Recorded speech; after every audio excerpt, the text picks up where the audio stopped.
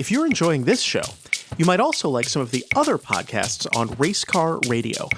For instance, try The Newbery Report, 2 New York improv actresses discussing children's books. Specifically, every book that's won the Newbery Medal year by year and decade by decade. It's smart, silly, engaging, and touching, and we promise it's your new favorite book club. Listen and subscribe now at racecarradio.com. Welcome to London's New York.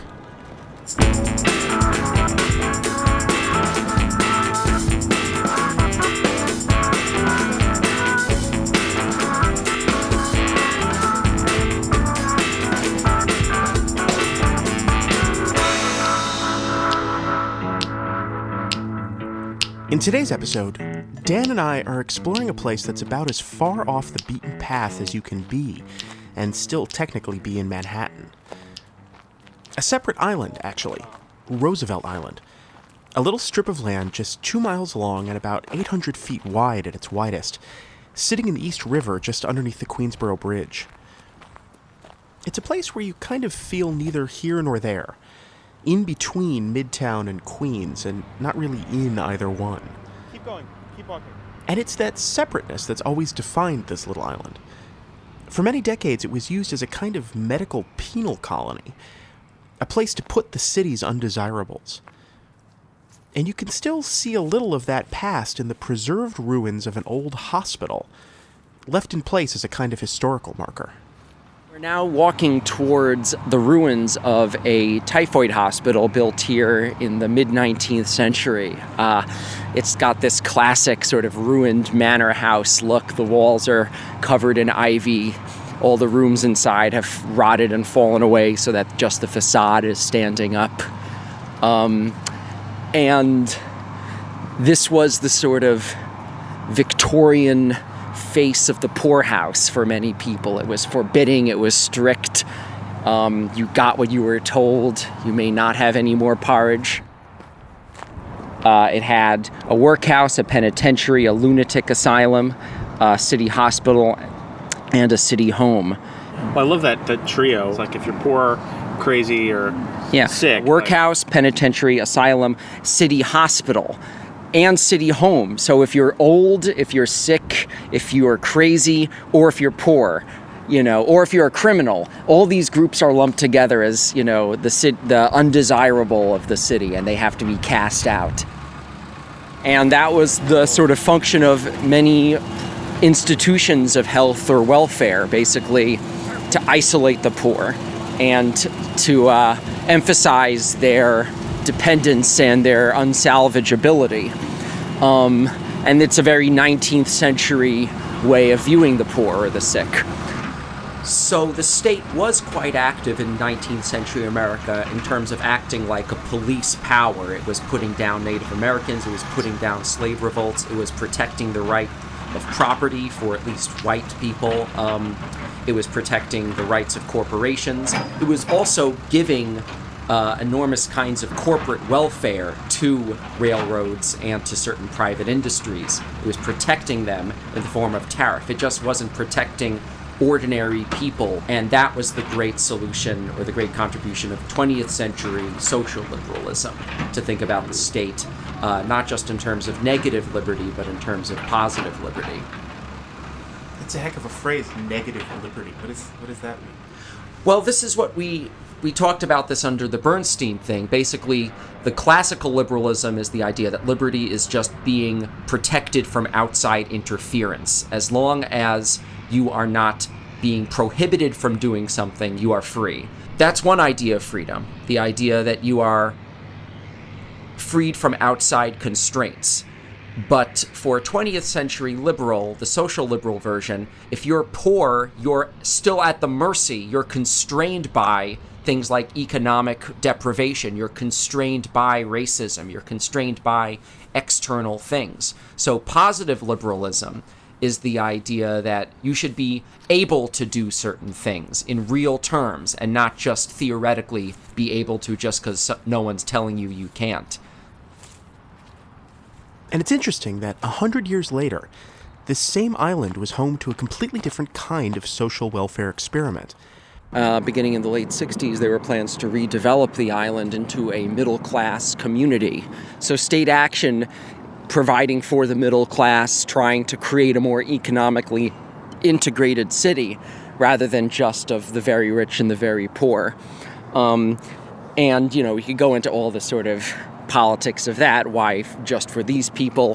What does it mean to have an island just for the middle class rather than for other groups? But in any event, it represented this other way of seeing the government as providing for a broader swath of people. And it's no accident that part of this grand plan for Blackwell's Island was renaming it for the great hero of social reform in the U.S., Franklin Roosevelt.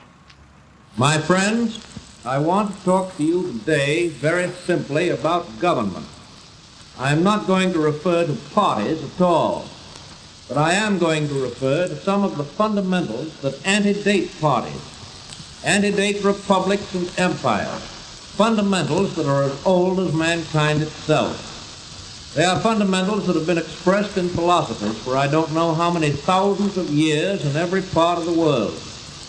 And today, in our boasted modern civilization, we are facing just exactly the same problem, just exactly the same conflict between two schools of philosophy that they faced in the earliest days of America, and indeed the earliest days of the world.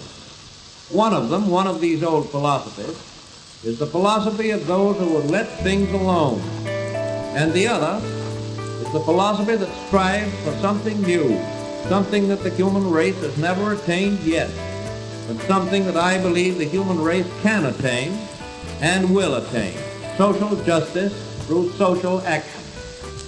And ever since they changed the name of Blackwell's Island to Roosevelt Island, there was a thought that it ought to have some kind of public memorial to Roosevelt and his life. But it took a remarkably long time to build one.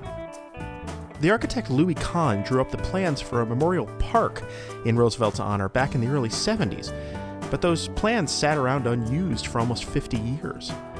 The idea was revived after an exhibition of Kahn's work at the Cooper Union in the early 2000s, and ground was finally broken using Kahn's original plans in 2010. And it's actually this park, the Four Freedoms Park, which officially opened in 2012, that we really came here to see. It's quite big, taking up about the southernmost 20% or so of the island, and really quite unlike any other public space in New York.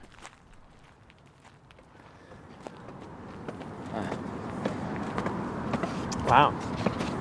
Yeah. So we stand up on the, go up the stairs, and there's this sort of triangular swath of grass flanked by these rows of trees. And it's like something you'd find in D.C., but it's not oppressive. Instead, it's a sense of you're in an enclosed space, and as it narrows towards the front of the island, there's almost a sense of intimacy without sacrificing a sense of space and openness. So we're moving from this Victorian crumbling, this sort of dark model of philanthropy and charity in the past, vertical and ruinous, and now we're moving ahead, and there's just this whole new composition ahead. These bright white marble stone piles ahead of us, expertly carved in these bold shapes, these diagonals. It's a sort of staircase, and it's topped by a little ring of trees. So we're past this sort of older model, and we're in this monumental space, and that's the key word, monument. It's useful to contrast this to the FDR monument in D.C. In D.C., it's a whole bunch of different rooms, each one illustrating a different aspect of FDR's life. Here's FDR signing Social Security. Here's the poor people who are grateful to FDR. Here's FDR in a wheelchair, and it's all very obvious. But here, what makes FDR great, or what his ideas, how the greatness is represented, has nothing to do with any explicit message, at least so far.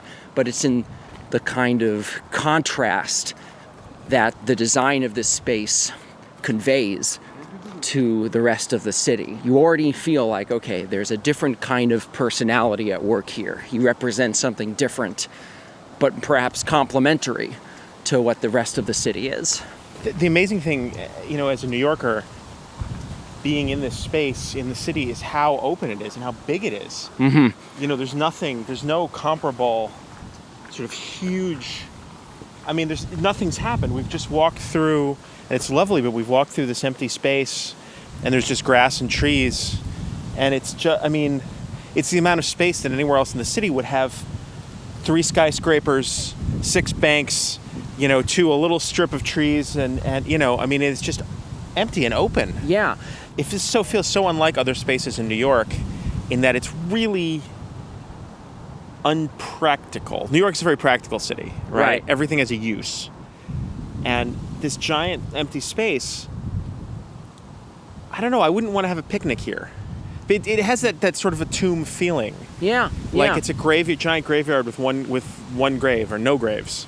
Yeah. But it has that somberness. Like, it's not like Central Park where there are people playing, there's people strolling around, it's just sort of empty and quiet. Well, it makes you think, why do people go to the pyramids? Why do people go to the Lincoln Memorial? It's not a place of use. It's not where you buy and sell hot dogs necessarily. Neither is it an empty plaza or a highway.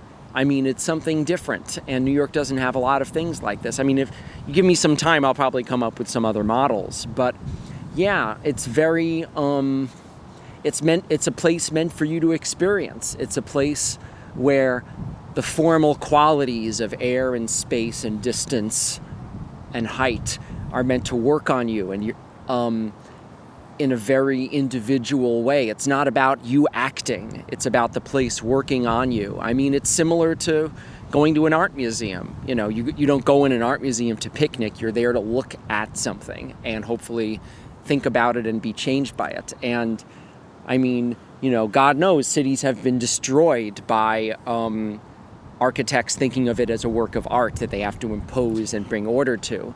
But I didn't mean that as a value judgment. I was just thinking, as you're saying, it's different from other places in New York. It feels more like Washington or exactly, where there's a lot of this kind of stuff, and there's almost none of it in this city. It's interesting, the contrast. Yeah. Grant's tomb maybe is the only other, but even that people use the plaza. And it's literally a tomb. Yeah. Unlike other monuments, there are almost no sculptures or public art of any kind per se, with one very notable exception. It's this huge, long isosceles triangle. Yeah. And the point of it is this giant head of a man.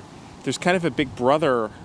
I don't know. It's a little creepy. It's this sort of floating, disembodied, severed head of FDR. Yeah.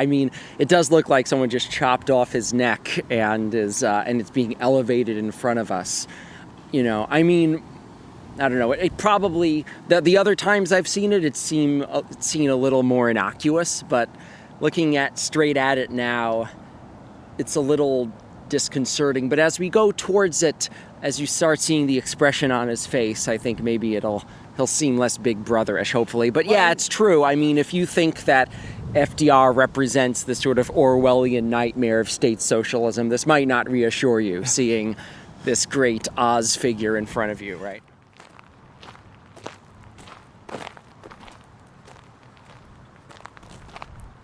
Well, we're standing right in front, nose to nose, to looking up his nostrils. Looking up the nostrils of FDR. And, he's not looking down like Lincoln apprehensively, worriedly, or pondering great existential mysteries. FDR is looking ahead.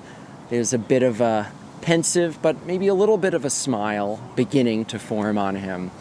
And he's looking away back towards the rest of the island. And it seems like he's looking backward in a sense. This whole thing is we're on the sort of the prow of the ship. The whole island is converging here, but he's not looking out towards where people are going. He's looking to where they're coming from. And I don't know, part of the optimistic side of me is like, he's saying, I mean, this isn't about me. Like, you guys enjoy this. You know, the future's for you. I'm looking back, I'm seeing all the things that I've accomplished, and, you know, the best is yet to come. He's also looking back at the ruins of that typhoid hospital. Exactly, yeah. No, I mean, thinking about, you know, the old life. I mean, you look at when he was born, 1882. The Tsar's in Russia. The Brooklyn Bridge hasn't yet been finished. You know, we are as Victorian can get. And you end with 1945. You know, the nuclear weapons are being tested. Automobiles. I mean, life for Americans changed much more dramatically between the late 19th and mid 20th century.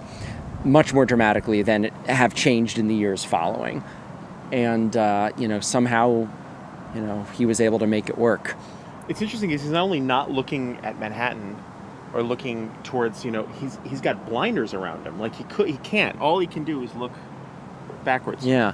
Well, I mean, you know, you wonder what it would be like if it was a little more open. I mean, you know, I'm sort of imagining this is just a frame for him, and it does sort of stress the singularity of this guy. I think it would look a little weirder if it was just a blank wall and a face sticking out of the wall. Here, at least, there's a little bit of a frame. But again, I mean, this is now we're getting to the point about this, the space we're about to enter. Yes, it's true, there's walls on either side of this guy, but there's no ceiling, right? There's only the sky. And the sky becomes this, you pay attention to the sky so much more in this space, as you'll see, than you ever do in the rest of the city when, even though there's skyscrapers, you never really look up, you never notice the sky. But here, as we're going to see, it's totally different. So let's turn the corner.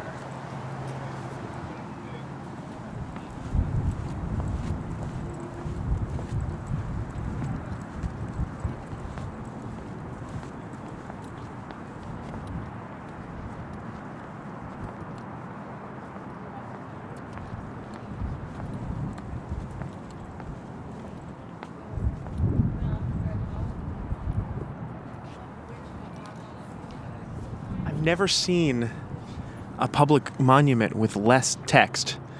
Like, there's all of this wall space, and any other memorial I've ever seen would list the great accomplishments, would give you biographical sketch, the only piece of text I've seen the whole thing was Franklin Delano Roosevelt, 1880, whatever, to 1945. Hold on. Is all these blank walls. It's kind of an amazing design. Yeah. Well, I mean, all you're forced to do is really, you know, what is the connection between the space you're seeing over here and the man who we just saw. However, you're not entirely right that there's no text. Maybe we'll sit back here in a bit, but look behind us. Oh, right there. Yeah. I stand corrected. There's all these blank walls, and there's just one that has this quote written on it. Do you want to read the quote? So the quote says, in the future days which we seek to make secure, we look forward to a world founded upon 4 essential human freedoms. The first is freedom of speech and expression everywhere in the world. The second is freedom of every person to worship God in his own way everywhere in the world. The third is freedom from want everywhere in the world. The fourth is freedom from fear anywhere in the world. That is no vision of a distant millennium. It is a definite basis for a kind of world attainable in our own time and generation. Franklin D. Roosevelt, January 6th, 1941. I mean, this is the great challenge. You know, everyone, it's the only thing you need to see, you know. You see this as you leave. I mean, when you come in, you don't notice this. When you come into this room, all you see is the city. And you've seen FDR's statue. And so there's all sorts of magic that could happen here. But as you leave, you see this. And it's sort of up to you. What are you going to take from this back into the world that you're about to enter? You know, it's a brilliant move to put this on the way out, you know, as the sort of challenge.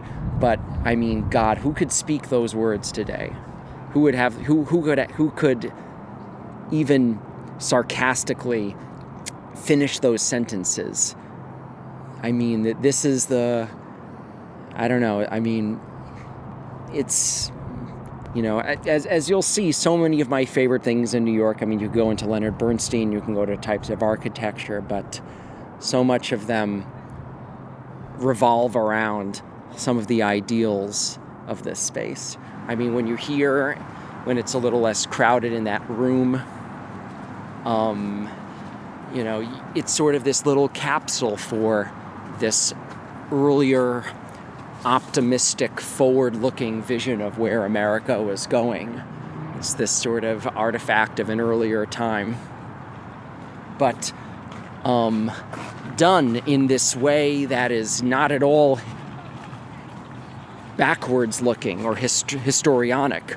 I mean, this is a very modern sort of space. And it's ironically because of that it's so dated in some ways. We cannot go back to the old prison, the old system of mere punishment under which, when a man came out of prison, he was not fitted to live in our community alongside of us. We cannot go back to the old system of asylum. We cannot go back to the old lack of hospitals or the old lack of public health. We can't go back to the sweatshops of America. We can't go back to children working in factories. Those days, my friends, are gone. And there are a lot of new steps to take. It is not a question of just not going back. It is also a question of not standing still.